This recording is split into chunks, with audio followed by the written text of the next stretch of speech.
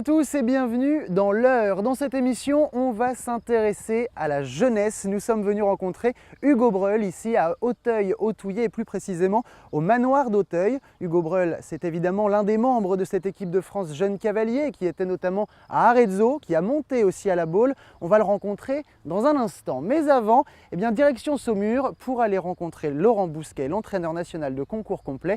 Il y avait ce week-end un CCI 3 étoiles et les Français avaient besoin d'un billet qualificatif. Beaucoup d'émotions à Saumur où Cavaliers et amis ont rendu hommage à l'organisateur François Saint-André qui vivait là sa dernière édition. Beaucoup de sport aussi avec un CCI 3 étoiles dominé par les Australiens Clayton Fredericks en tête avec Bendigo devant Bill Levitt avec One Too Many. La Britannique Piggy French est troisième avec DHI Topper. Côté français, Nicolas Touzin remporte le CIC 2 étoiles avec Hidalgo de Lille, mais a déclaré ne pas avoir d'ambition européenne. D'autres tricolores en revanche rentrent dans la course, le point avec Laurent Bousquet. Il s'est quand même qualifié avec la manière, il finit 7e. C'est vrai qu'on sait que le saut d'obstacle reste encore un petit peu son point faible, on y travaille. Mais c'est un cheval qui dresse très bien, qui est très sûr sur le cross. Donc Aurélien, oui. Sydney va rentrer en tout cas sur une longue liste qui va lui permettre en tout cas de postuler à une éventuelle sélection. C'est vrai qu'on a plusieurs couples qui viennent à Bramham, entre autres Métis de Lalou qui a besoin de se requalifier. À Lumulène, c'est vrai qu'on va revoir Kramik avec Edissence. Et c'est vrai que ça va être intéressant de voir son comportement sur son premier 4 étoiles. C'est après Saumur que j'établirai une sélection définitive avec 6 titulaires et un remplaçant. Je pense à Minos de Petra, Pascal Leroy, qui quand même ont répété des performances à haut niveau. Quirinal de la Bastide aussi et Stanislas Zukovic. On a vu Ocarina du Chanois qui est quand même très régulier. Némétis de Lalou qui m'a l'air d'être assez en forme en ce moment aussi. Enfin, il y a quand même ça et j'en oublie. Avenir d'Azac qui paraît quand même maintenant aussi sur des tours de 4 étoiles très réguliers. Et puis je dirais la porte reste grande ouverte de toute façon. Et alors ce qui est important, c'est que tous les cavaliers sentent que la porte est ouverte, que tout est possible, que la sélection n'est surtout pas fermée. Et puis qu'on va s'avancer jusqu'à la fin juillet en essayant de resserrer justement un peu cette sélection pour arriver à sortir les 7 qui vont rentrer en prépa. Après ce petit détour par Saumur, on est donc de retour ici au manoir d'Auteuil. Bonjour Hugo. Bonjour. Alors Hugo, membre de cette équipe de France Jeunes Cavaliers, tu ne vas pas à Reims en fin de semaine puisque Thierry Pommel a décidé de mettre une autre équipe en place. En revanche, tu étais à Arezzo pour l'ouverture de la saison et l'équipe de France a gagné. Comment est-ce que tu as vécu ce moment-là ? C'était vraiment une très bonne victoire parce que premièrement, c'était la première fois qu'on faisait une Coupe des Nations avec le nouvel entraîneur Thierry Pommel. Et pour moi, pour ma part, j'ai déjà fait les championnats d'Europe Jeunes Cavaliers. Mais c'était la première Coupe des Nations hors championnat d'Europe et que j'ai remporté avec l'équipe de France, donc c'était vraiment super, quoi. Alors cette Coupe des Nations, comment est-ce qu'on la vit avec ses coéquipiers? Parce que vous êtes jeune, alors j'imagine qu'il y a quand même beaucoup de pression, même si tu as déjà monté les juniors. Oui, je connais bien mes camarades de l'équipe de France. Il y avait Thibaut, il y avait Margot, Cindy. C'est vrai qu'on se connaît tous très bien. Après, on se connaît tous, on connaît nos défauts et nos qualités. Et quand on a une bonne équipe, c'est vrai qu'on est plus rassuré, quoi. Aujourd'hui, vous avez un nouvel entraîneur. Comment est-ce que ça se passe avec Thierry Pommel, justement? Bien, au début, il nous a beaucoup parlé. On a mis beaucoup de choses en place, des programmes, des différentes démarches. Des stages, voilà, des stages, des façons de travailler. On a fait différents stages, par exemple avec c'est le dresseur de Hank Noren. Barnabas. Voilà, exactement. Donc c'est vrai on était beaucoup rapprochés dans l'équipe. On a eu beaucoup de stages pour beaucoup se parler, pour préparer le programme, différentes échéances de la saison. Donc c'était assez bien, oui. Alors le but, cette saison, j'imagine que ce sont les championnats d'Europe de Comporta début juillet. Oui, tout à fait. Comment est-ce que tu vas préparer ces championnats et cette sélection éventuelle? Je veux dire, c'est pas tout de suite ou dans 2 mois que je vais la préparer. Je veux dire, ça fait depuis le début de l'année que je la prépare. J'ai fait différents concours pour mettre mon cheval sur la hauteur, pour qu'il soit bien toute l'année. J'ai fait la Coupe des Nations à Arezzo. Là, je vais à Hagen dans 1 mois. Après, c'est toute l'année qu'on prépare un championnat comme ça. Donc pas de Reims, mais Hagen. Donc c'est mi-juin, je crois, une autre Coupe des Nations pour vous remettre dans le bain avant les championnats. Hagen, c'est vraiment le dernier test. J'ai fait déjà 2 fois en junior. C'est vraiment de très grosses barres. C'est vraiment très très dur. Et là, on voit si on est capable ou pas, quoi. Si vous êtes prêt pour aller au championnat d'Europe. Exactement. Alors, j'imagine que ce sera avec Lucael. Exactement. Est-ce qu'on peut en parler un petit peu de ce cheval-là? Parce qu'on t'a connu avec déjà en junior. C'est vrai que Lucael, c'est un cheval énorme. Vraiment, c'est mon cheval. Je l'ai depuis 3 ans maintenant. J'ai commencé en junior avec. On l'a acheté pour faire les juniors. On lui a demandé petit à petit de faire les CSI 2 étoiles. Il l'a très bien fait. J'ai été classé plusieurs fois en 2 étoiles. Progressivement, j'ai abordé les jeunes cavaliers, les grands nationaux. Voilà, il est classé à Jardy, il est encore 0,4 dans la combinaison à Arezzo. Voilà, c'est vraiment un cheval énorme.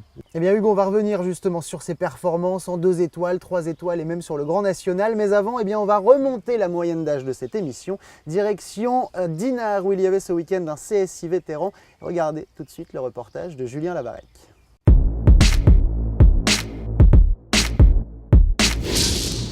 Le mythique terrain du Valporé de Dinard en Bretagne accueillait ce week-end un CSI ambassadeur.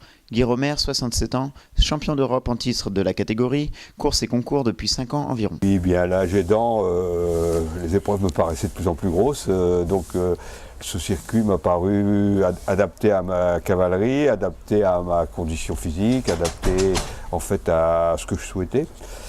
Alors les avantages du circuit, c'est qu'on tourne dans des sites splendides, comme celui de Dinard par exemple, des terrains toujours bien aménagés, avec des chefs de piste de renom, sur des parcours de type Grand Prix en termes de difficulté, mais pas en termes de hauteur.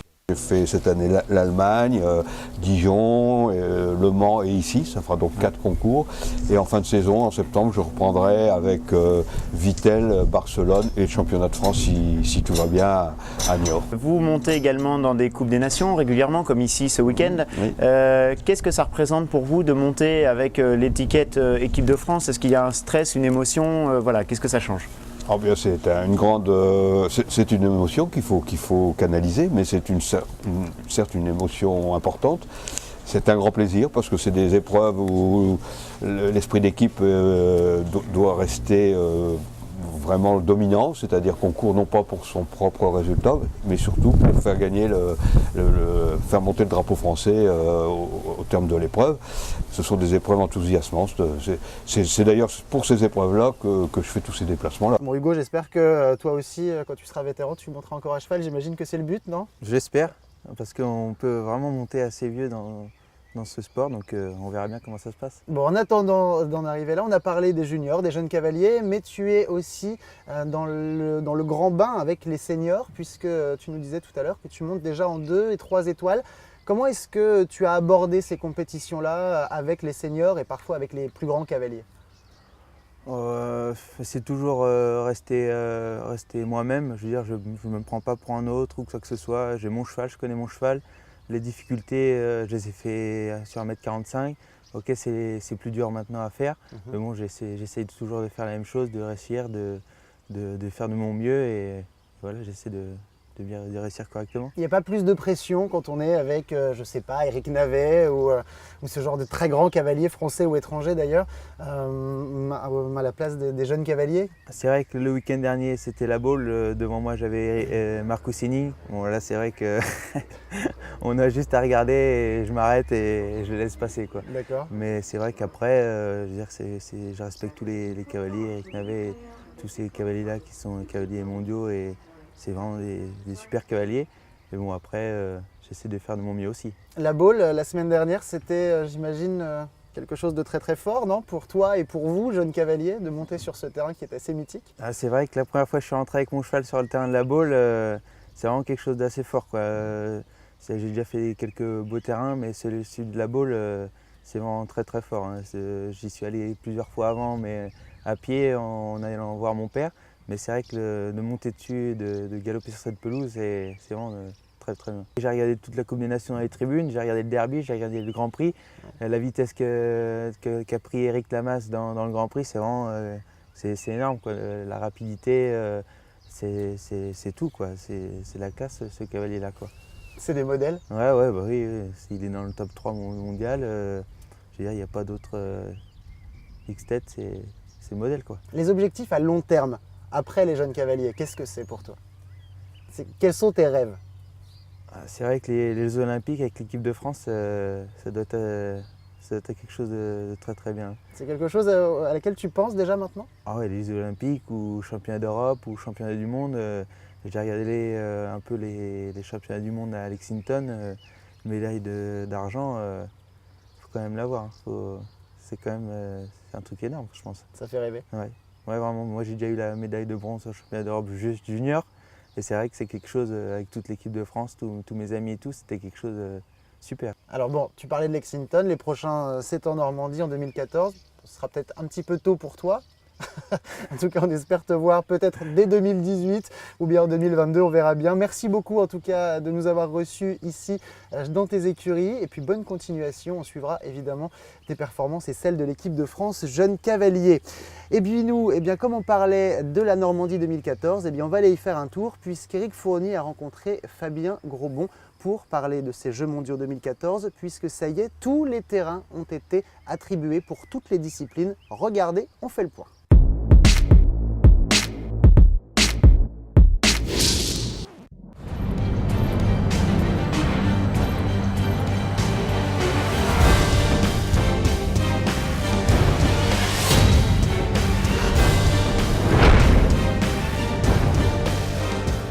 On travaille aujourd'hui sur une alternative, l'alternative du dossier les dates du dossier de candidature, 17 août, 31 août 2014, et puis un décalage d'une semaine vers septembre, 23 août, 7 septembre.